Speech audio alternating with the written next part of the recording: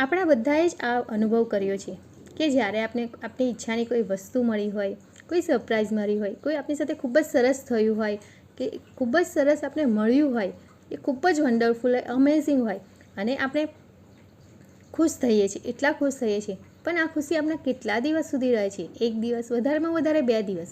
પછી આપણું માઇન્ડ જ્યાં સુધી આપણે બીજી ખુશીઓને શોધે છે, આપણી બીજી ઈચ્છાઓ તરફ જાય છે, જ્યાં સુધી એ ઈચ્છાઓ પૂરી નથી થતી ત્યાં સુધી આપણું માઇન્ડ પાછું સફર કરે છે, દુઃખી થવા લાગે છે. જ્યારે ઈચ્છાઓ પૂરી નથી થતી તો આપણે દુઃખી રહીએ છીએ.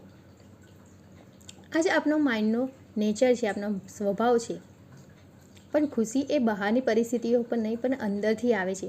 જ્યારે આપણે વર્તમાન પળમાં હમણાં ક્ષણમાં જીવવા લાગીશું, જીવનના મૂલ્યને સમજીશું અને ખુશ રહીશું તો ઓટોમેટિક આપણી બધી જે ઈચ્છાઓ છે પૂરી થવાની જ છે. કારણ કે ખુશી જ બીજી ખુશીઓને એટ્રેક્ટ કરે છે.